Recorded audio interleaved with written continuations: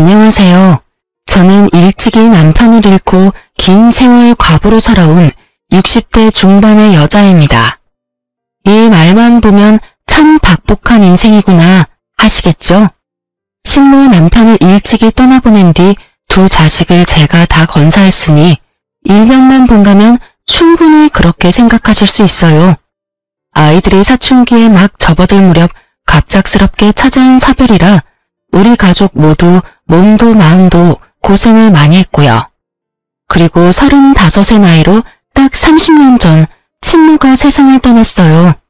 이 얘기만으로도 많은 사람은 저를 가엾다는 눈빛으로 바라보곤 하죠.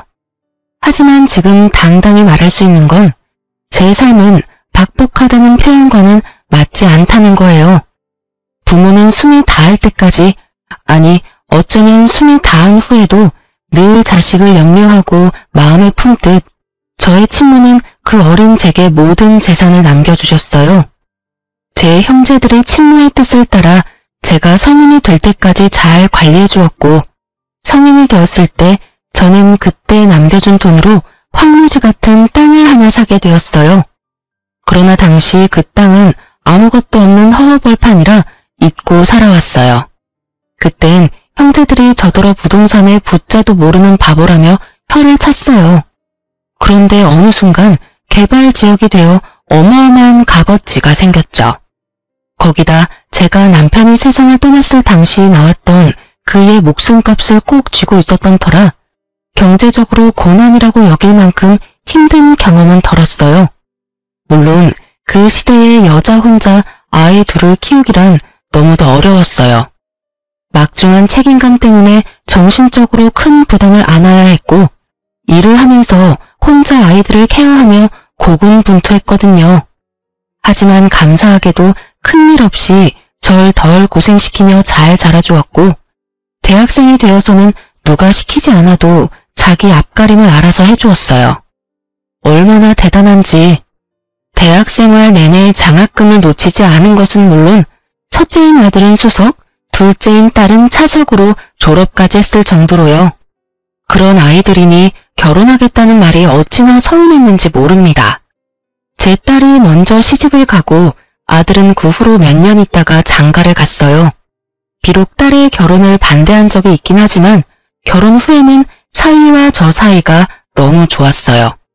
사위 사랑은 장모라는 말이 딱 저와 사위를 보고 하는 말 같았죠. 그래서 제 아들이 결혼할 때 사위만큼이나 며느리와 잘 지낼 수 있을 거라 생각했어요. 딸 같은 며느리 관계가 될 수 있을 거라 자신했거든요. 아가, 이제 우리 가족이 될 사이니까 내가 널 편히 대해도 되겠니? 우리 딸처럼 너도 가슴으로 낳은 내 딸이다 여기며 지내고 싶어. 그럼 저야 너무 감사하죠. 어머님께서 저를 편히 대해주셔야 저도 마음이 놓이는걸요. 고맙다. 우리 아들이 너를 만나 얼마나 다행인 줄 몰라. 내 아들이지만 영 재미도 없고 일밖에 모르지 않니. 그래도 예쁘게 봐주렴. 너처럼 야무진 아이가 우리 가족이 된다니 하나 남은 염려까지 다 덜었다. 엄마도 참, 나처럼 재미있는 사람도 없어. 내가 배필을 정말 잘 골랐지? 동생 잘 사는 거 보고 나 혼자 결혼도 못하는 거 아니냐며 그렇게 걱정하시더니 이제 나도 장가가니까 마음 놓고 지내셔.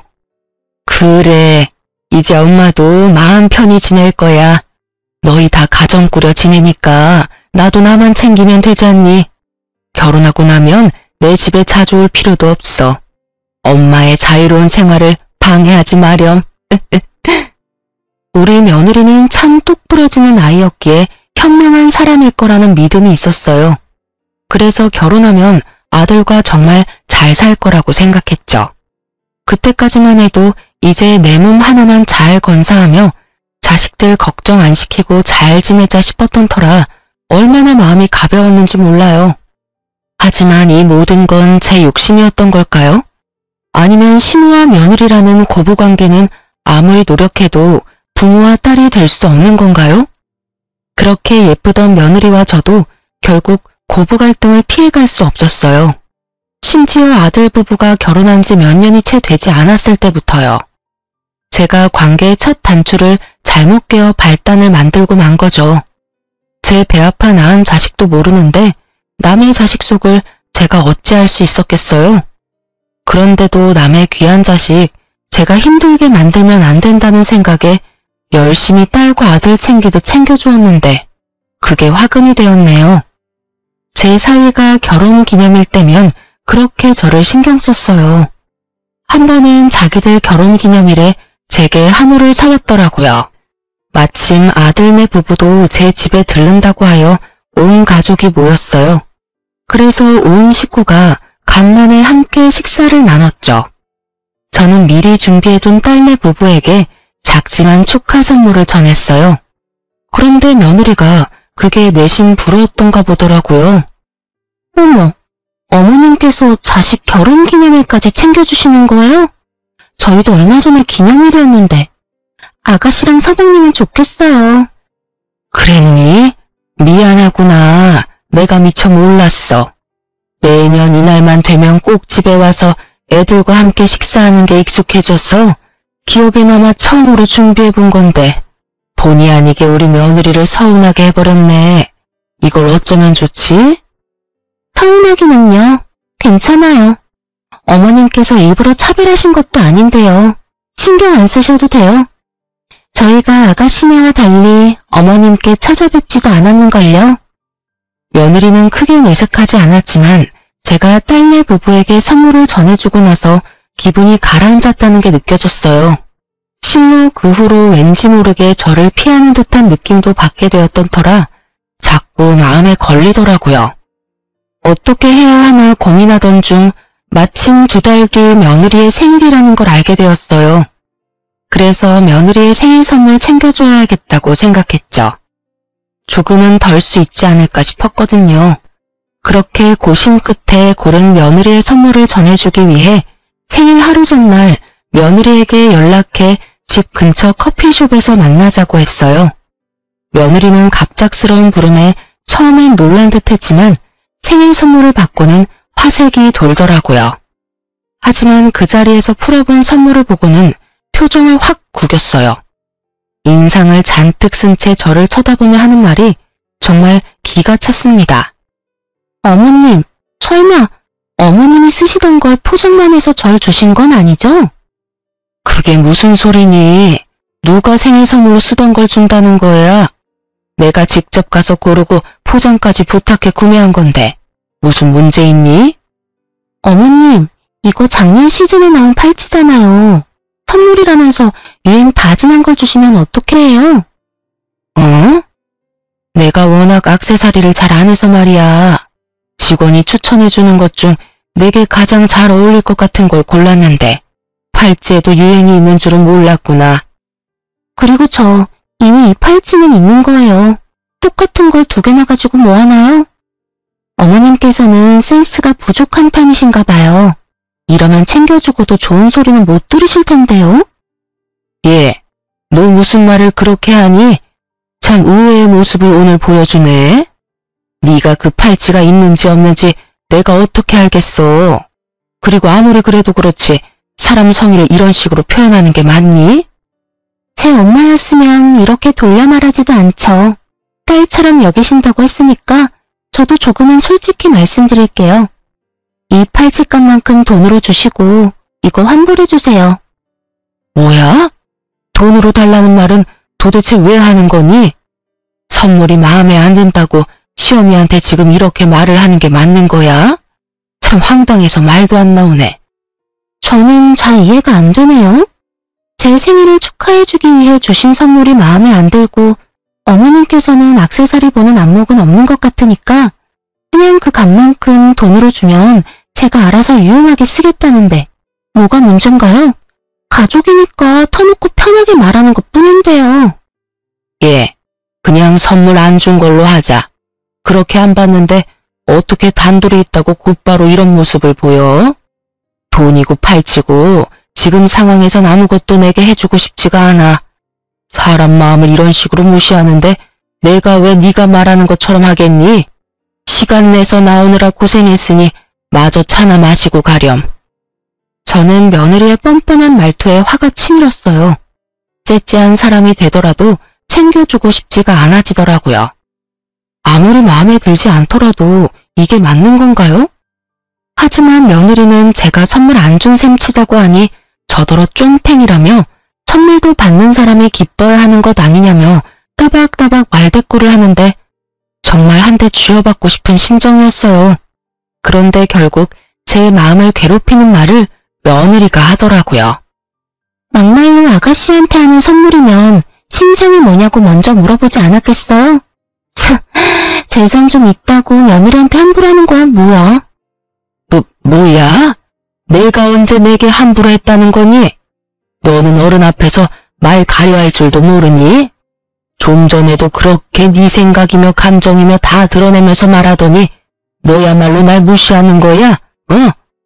한 번만 더 내 앞에서 지금처럼 언행을 일삼으면 그땐 정말 가만 안 둘 줄 알아.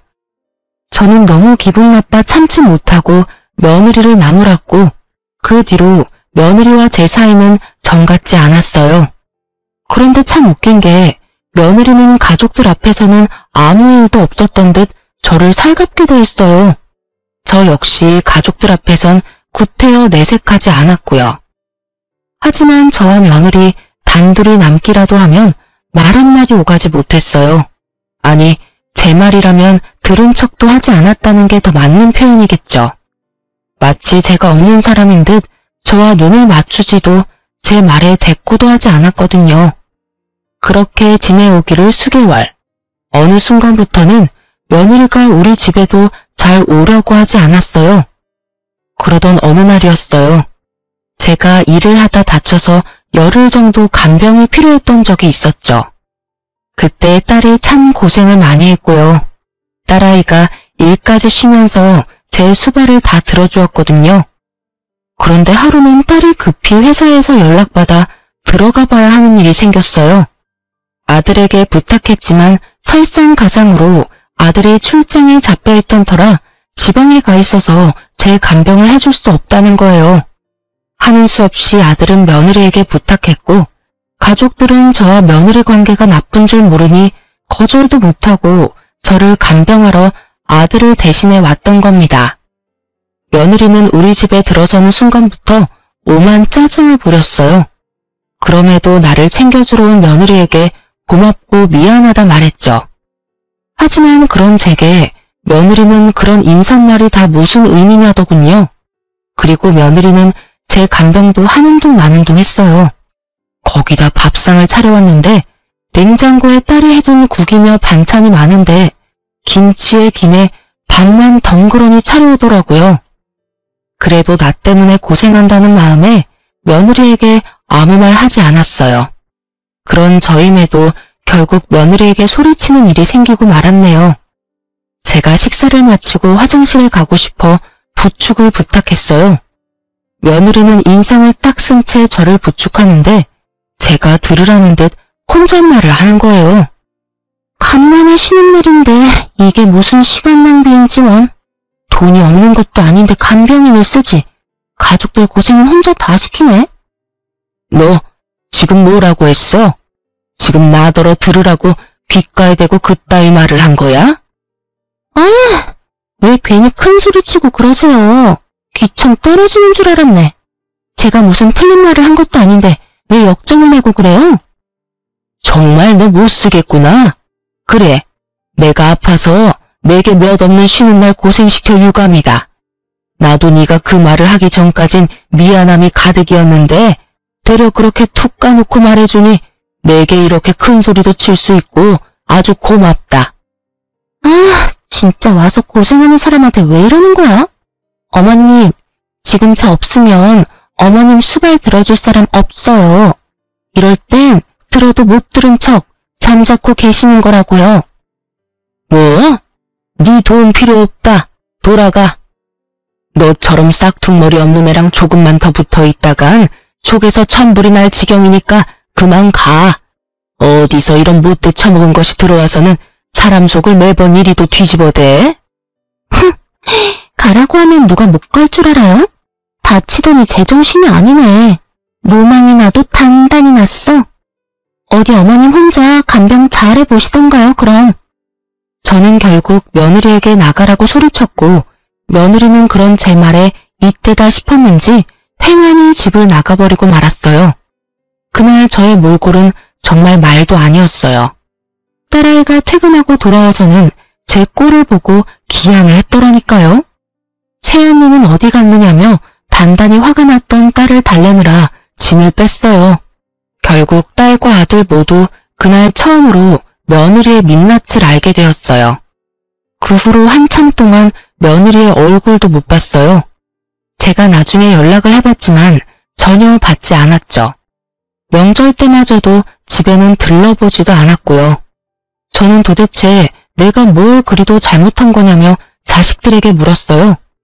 아들 말로는 제가 며느리를 너무 들들 볶아 힘들다고 했다며 앞으로는 명절도 각자 집으로 가자고 말이 나왔대요. 그 말을 들은 뒤 저도 며느리는 없는 가족인 셈 치며 지냈어요. 계속 연락해 정말 며느리가 제게 복귀게 만들고 싶지도 않았고 제게 느낀 작은 서운함을 시작으로 저와의 관계를 이렇게까지 악화시킨 며느리가 저 역시 너무 미웠거든요. 그렇게 며느리의 목소리 한 번을 듣지 못한 채 지내기를 2년 반. 검진을 갔다가 유방암 진단을 받게 되었습니다. 참 암이라는 소식만으로도 마음이 너무도 심란하더라고요. 자식들에게 이 사실을 어떻게 알려야 하나 참 고민이 많았어요. 하지만 제가 숨긴다고 숨겨질 문제는 아니니 딸과 아들에게 털어놓았어요. 자식들이 저보다 더 씩씩하더군요. 완치율이 높은 편이니 너무 염려 말고 수술 잘 받는 것에만 집중하라며 저를 위로해주는데 신기하게도 마음이 놓였어요. 그렇게 저는 씩씩하게 유방암 수술을 받게 되었습니다.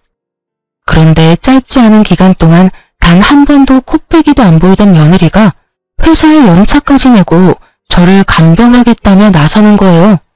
처음엔 그런 모습이 너무도 황당하고 부담스러웠어요. 어머님, 제가 그동안 찾아뵙지 못해서 죄송했어요.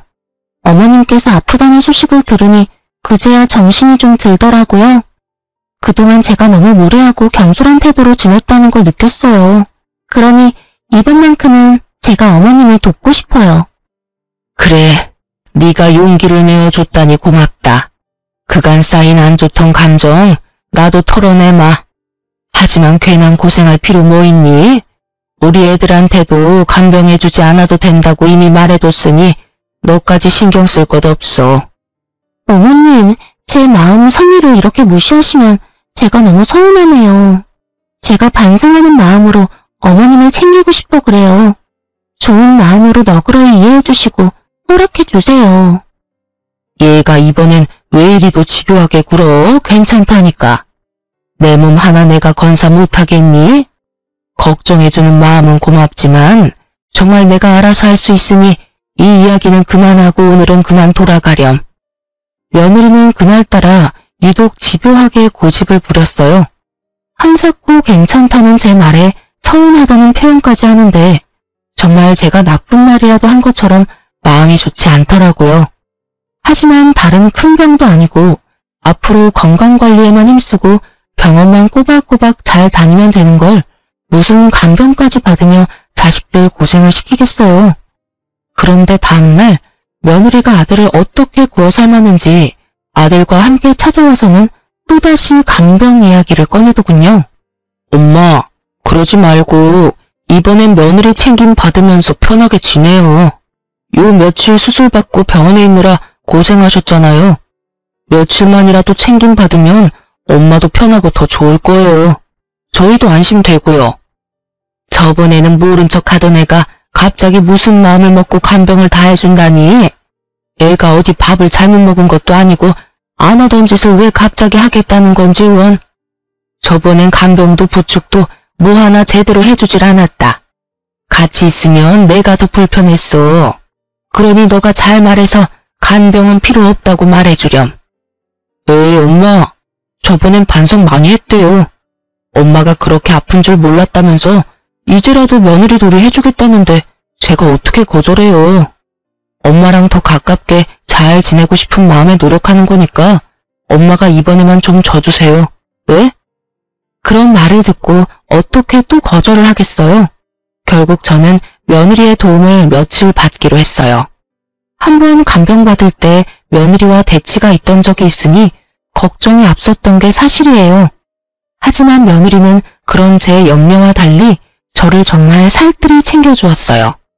하루 이틀 하다 말겠지 싶었지만 사흘이 지나도록 변함없이 아침 일찍 찾아와 제 끼니며 집안일까지 뭐 하나 빼놓지 않고 정말 잘해줬죠. 저는 그런 며느리에게 고마운 마음이 들었어요. 그래서 제 카드까지 쥐어주며 저를 살펴주는 동안 편하게 사용해도 좋다고 얘기했어요. 며느리는 마지못해 받는 듯 잘 가지고 있다가 돌려주겠다고 말하더군요.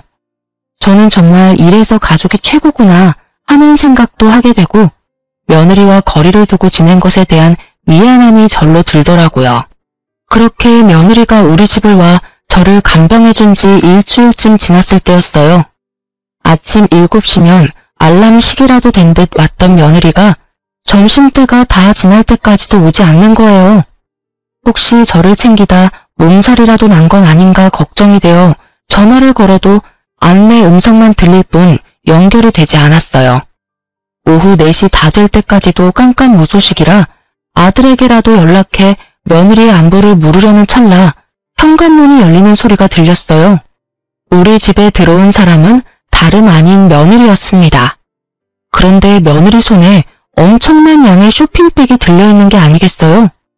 저는 당혹스러운 마음에 이게 다 뭐냐고 물었죠. 그런데 며느리는 저를 죽을 듯 노려보며 이렇게 말하더군요. 보면 몰라요? 쇼핑하고 온 거잖아요. 어머님께서 준 어머님 카드로 그동안 고생한 저를 위한 선물들 좀 샀어요. 왜요? 저더러 편히 쓰라고 주셔서 편히 썼는데 뭐 문제 있어요? 갑자기 너 태도가 이게 뭐니? 네가 경솔했다며 사과한 지 얼마나 됐다고 또 이러는 거야? 사람이 연락해도 받지도 않고 너 몸살이라도 난 줄 알고 내가 얼마나 걱정한 줄 아니? 기가 막혀라. 걱정이 무슨 걱정? 집안일 해줄 사람 없어서 그런 거 누가 모를 줄 알아요? 어머님은 멀쩡한 몸으로 제 챙김 받느라 아주 좋으셨겠어요. 암이라는 소식에 나섰던 내가 정신 나간 인간이지. 내가 그렇게 필요 없대도 네가 하겠다고 나서놓고 이제와 한다는 말이 뭐? 너 이렇게 내 뒤통수나 치자고 간병하겠다고 나섰던 거야? 그런 거니? 뭐 이런 게 다 있어? 누가 네 도움이 필요하다고 했니? 코빼기도 안 보이며 지내다 갑자기 찾아와서 살갑게 굴더니 이제와 이러는 이유가 뭐야? 내가 도대체 뭘 어쨌다고 날 이렇게 괴롭혀대? 너무 속상하고 화나는 마음에 저는 며느리에게 윽박을 질렀어요. 그러자 며느리가 이죽거리는 표정을 잠깐 짓더니 양손에 가득 들고 있던 쇼핑백을 저를 향해 마구잡이로 집어던지며 막말을 퍼부어댔어요. 내가 진짜 마음에서 우러나와 당신을 챙기겠다고 한 줄 알아? 암이라면서 왜 하필 걸려도 그런 하찮은 암에 걸려서 지독하게 살아야 되는 건데? 내가 일주일 동안 생고생을 한 이유가 뭔데? 이제 와서 뭐? 유방암? 암이라길래 투병하다 저 세상 가겠구나 하고 당신 챙기는 척 좀 하면 재산이나 많이 떼주겠거니 했더니 이건 뭐 나만 멍청한 짓 한 거지. 너 지금 뭐라고 짓거리는 거야? 설마 내가 암에 걸려 죽길 바라고 내 재산 때문에 나를 간병하겠다고 나섰다는 말인 거니? 어? 대답해봐 이 못된 거사. 그럼 그 쇼핑백은 다 뭔데?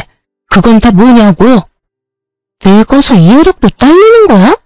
똑같은 말을 또 읊어줘야 알아먹는 거냐고. 이 쇼핑백이 뭐긴 뭐야? 당신이 지독기도 살아서 저 세상 갈 날이 미뤄졌으니 재산 받을 일도 없을 거 아니야.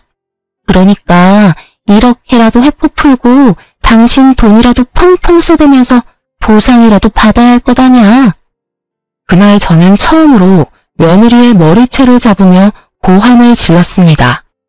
며느리도 제 머리채를 잡았고 몸싸움을 벌이면서도 며느리의 고성은 끊이질 않았어요. 제게 죽으라고 고사까지 지냈는데 이렇게 수술 한 번으로 멀쩡해지는 법이 어디 있냐고 소리치는데 그 말을 듣는 순간 등골이 서늘해지더군요. 저는 그게 다 무슨 말이냐고 따져 물었고 며느리는 정신 나간 사람처럼 웃어대며 말하는데 섬뜩하기까지 했어요. 내가 당신이 암이라는 소식을 듣게 된 날부터 그렇게 당신이 죽기를 고대하고 있었다고. 당신이 가지고 있는 재산을 다 내 걸로 만들 계획을 세웠다는 말이지. 당신이 이렇게 멀쩡한 탓에 다 물거품이 되어버렸고 말이야. 이 정신 나간 것이 네가 그러고도 사람이야? 사람이냐고? 이 소름 끼치는 거사. 어떻게 사람의 죽음을, 그것도 가족의 죽음을 기다릴 수 있어? 당신이 암이라는 사실을 당신 아들이 뭐 그리 중대한 문제라도 되는 것처럼 말을 해서 이 사단이 난 거 아니야. 고치기 힘든 암이라도 걸린 줄 알고 얼마나 많은 계획을 세웠는데. 제가 아들과 딸에게 암 소식을 전할 때 다른 가족에겐 말하지 말아달라 부탁했었어요. 그런데 며느리가 그때 제가 아들과 통화했던 내용을 듣게 된 거였어요. 며느리가 간병하겠다 나선 것도 제가 암이라는 사실을 알게 돼서 제가 얼마나 안 좋은지 직접 확인하기 위한 수작이었던 거죠. 어쩐지 제가 좀 건강이 안 좋다고만 알고 있을 텐데 간병을 하겠다며 고집을 부렸던 게 이상하다 했는데 그 의문이 이제야 풀리게 된 거예요. 며느리는 제 곁에서 제 상태가 너무 양호하다고 느껴 의아하게 생각하고 알아보다 나중에야 제가 유방암 2기였고 전이된 것이 없다는 사실을 명확히 알게 되었더군요. 자기의 바람대로 제가 시름시름 앓다 죽는 병이 아니었다는 걸 알게 된 며느리는 자기의 계획이 어그러졌다는 사실에 분노했어요. 그래서 이런 상황까지 치닫게 된 거더라고요. 며느리는 제 재산을 못 받는다면 카드를 쥐어준 이 기회에 제 돈이라도 흥청망청 쓰겠다는 심보로 백화점까지 가서 제 카드를 마구 사용했던 겁니다. 저는 이 모든 사실을 알고 며느리에게 사람도 아니라며 난리를 쳤어요. 그런데 며느리도 질세라 제게 또다시 고함을 쳐대며 되바라지게 굴었어요. 너 같은 건 사람도 아니야. 알아? 어디서 이런 몹쓸 것이 우리 집안에 굴러들어왔어? 도대체 뭘 어떻게 하면 그런 저급한 생각을 할 수 있느냔 말이야. 건강이 아주 좋아 힘이 남아 도나 보네. 얼마나 정정하면 노친내가 이렇게 팔팔하게 귀청 떨어지게 소리를 질러대. 암이라는 것도 사실 자식들 속 뒤집으려고 수작질 부린 거 아니야? 이게 수술까지 받은 사람의 컨디션이 맞느냐고.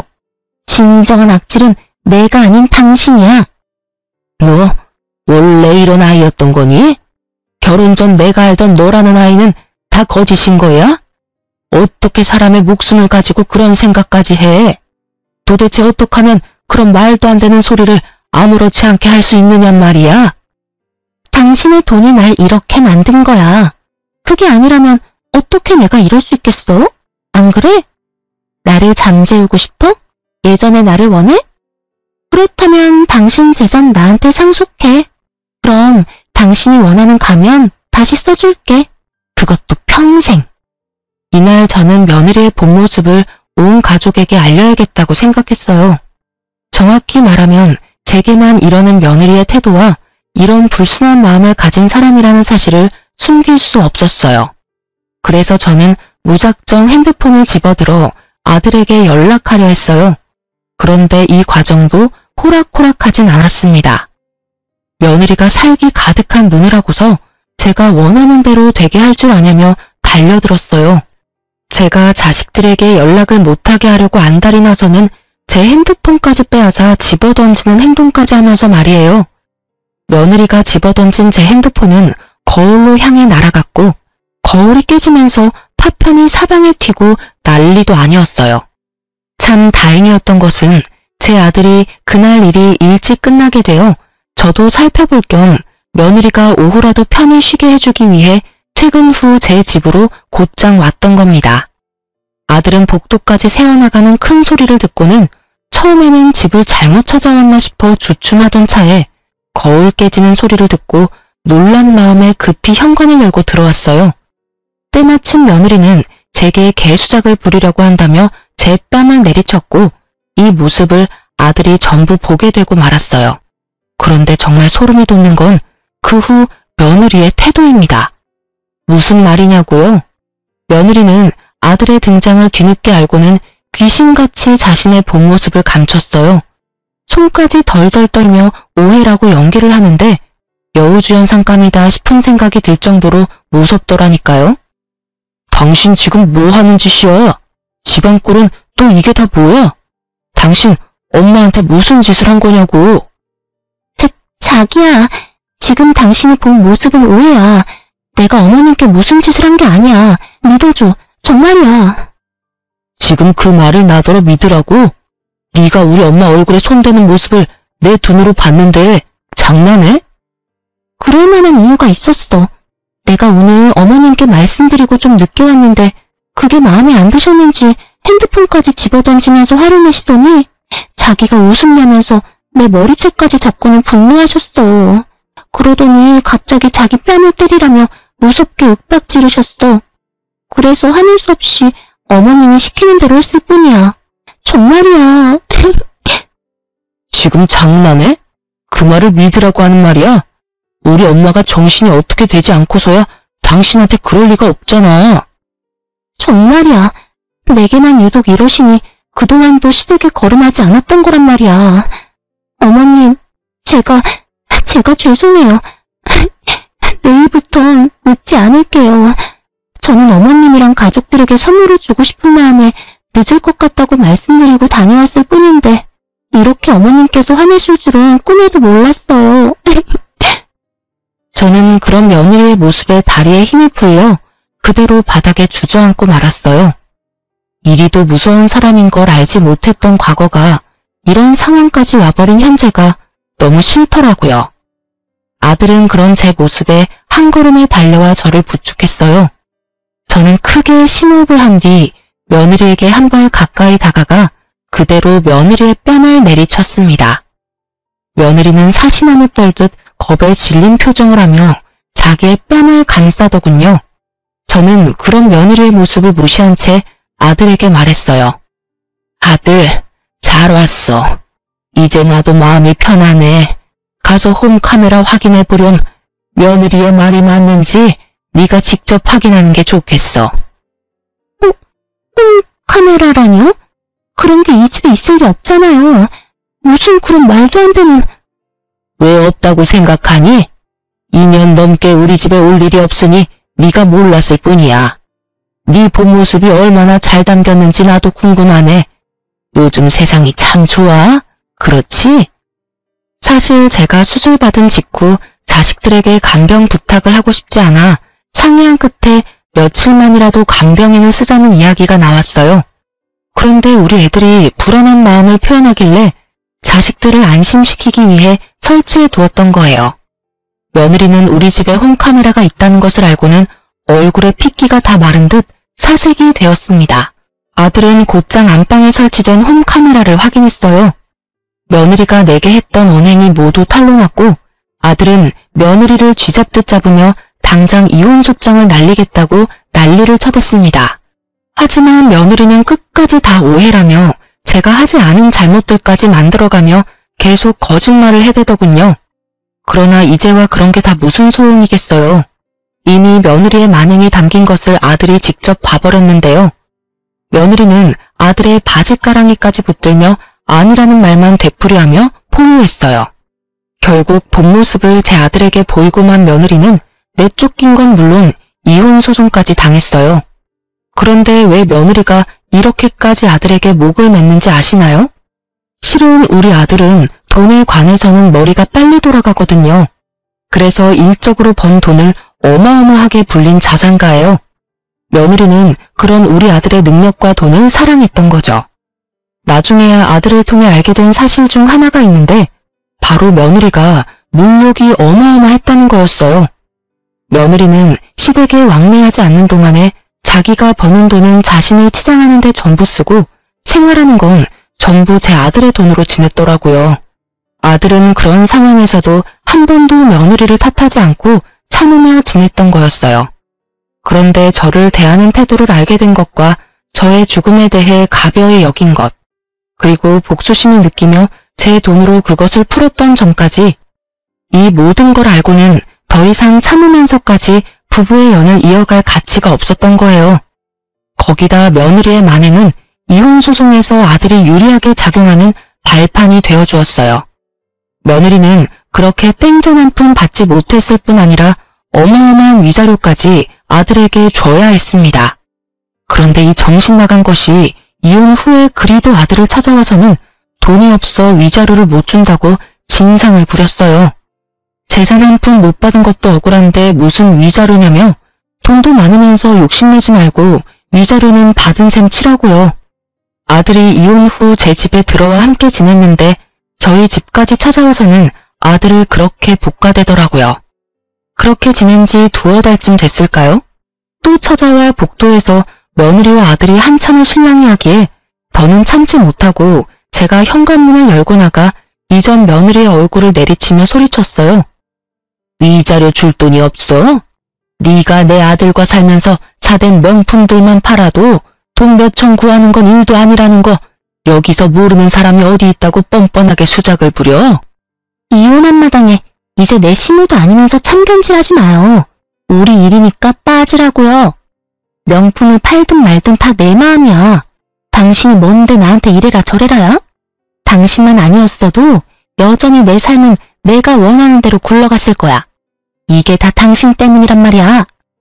당신 그만 안 해? 이런 상황까지 온 건 다 당신 때문이야.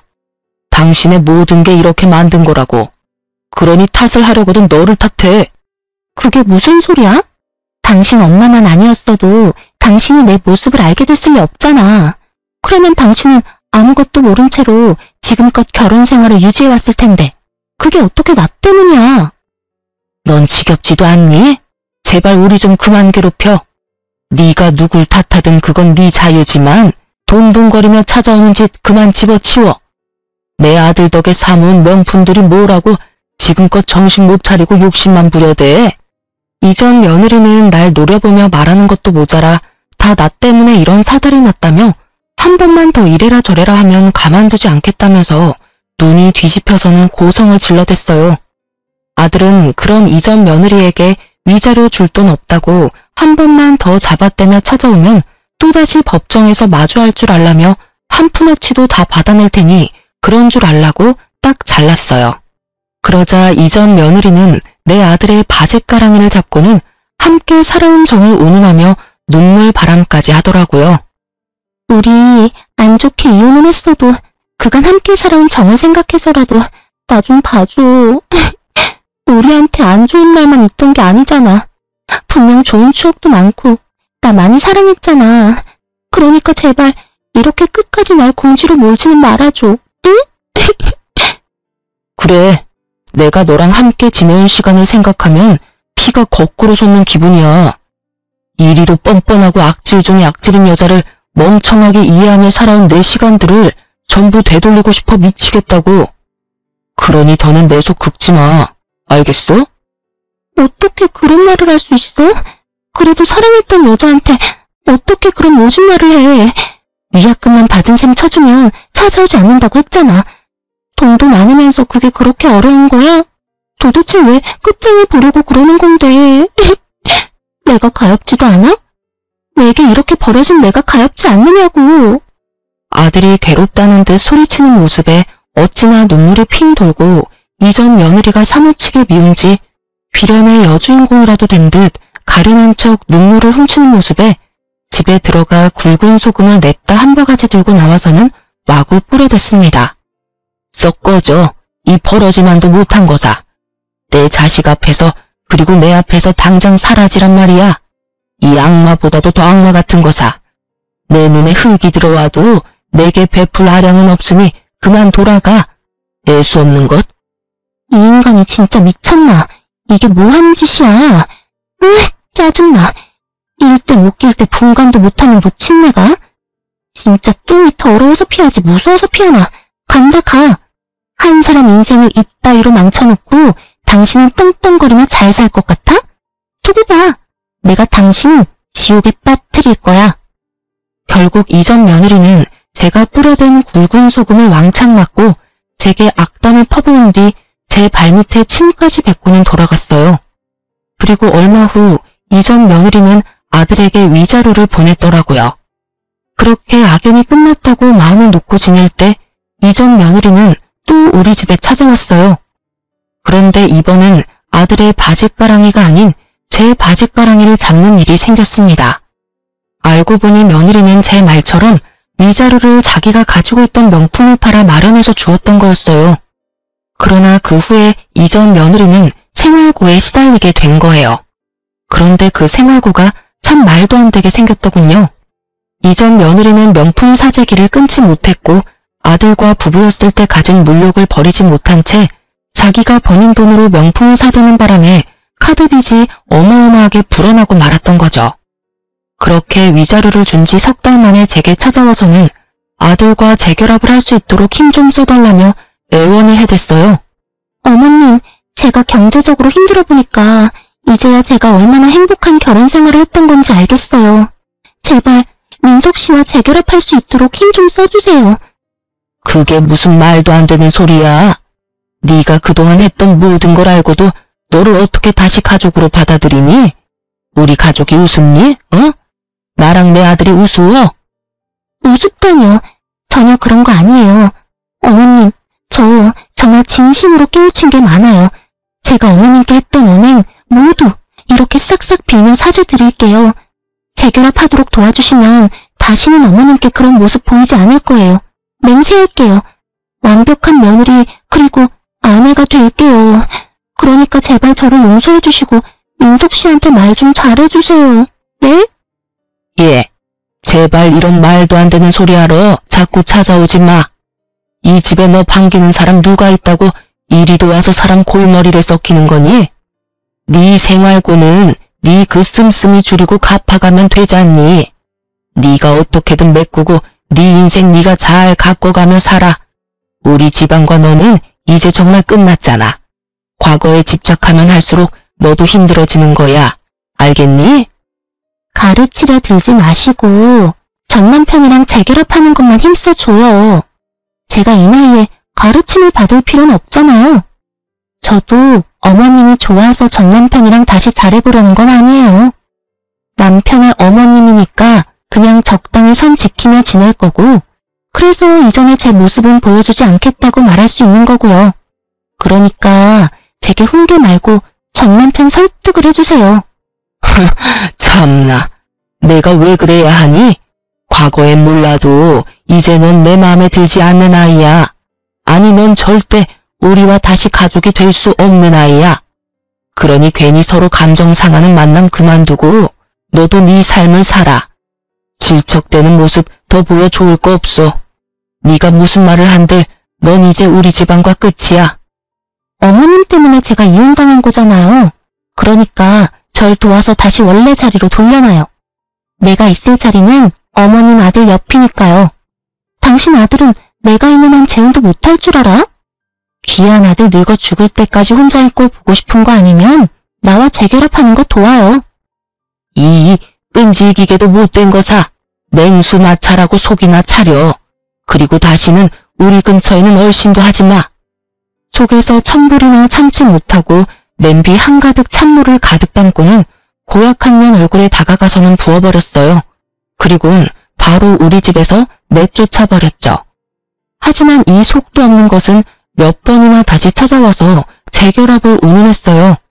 하지만 저와 아들은 이런 이전 며느리를 끝까지 무시했고 이 지긋지긋한 악연과는 이혼 승소 후 1년이나 지나서야 끝이 났어요. 제가 길다면 긴 세월을 살아오면서 만난 인연들이 참 많은데요. 이렇게 사악하기 이를 데 없는 사람은 이전 며느리가 처음이네요. 저로 인해 아들의 부부관계가 좋지 않게 끝을 맺었어요. 그 부부는 여전히 마음 아프고 아들에게 죄스럽기도 해요. 그래도 다행인 것은 아들이 이전 며느리와의 관계를 정리한 후 서서히 얼굴이 폈다는 점이랍니다. 지금은 아들과 저 단둘이 함께 지내면서 더 없는 행복한 날들을 보내고 있어요. 아들도 지금의 생활이 훨씬 가벼운 마음이라고 말해주네요. 아들이나 저나 이전 며느리와는 악연이었나 봅니다. 아들과 별개로 저 역시 며느리와 더는 엮일 필요 없다는 사실이 제 숨통을 틔워주는 것 같아 좋기도 하면서 한편으론 씁쓸하기도 해요. 이전 며느리가 참 좋은 사람이었다면 든든하고 평범한 날을 보냈을 텐데 하는 생각이 아주 가끔 들어서 그런가 봐요. 저는 유방암 수술 후 아직 완치 판정은 받지 못했어요. 하지만 며느리를 마주하지 않은 뒤부터 제 건강이 무척 좋아졌답니다. 꾸준히 제 건강을 살피며 관리한다면 곧 완치 판정을 받을 것 같다는 희망이 들 정도로요.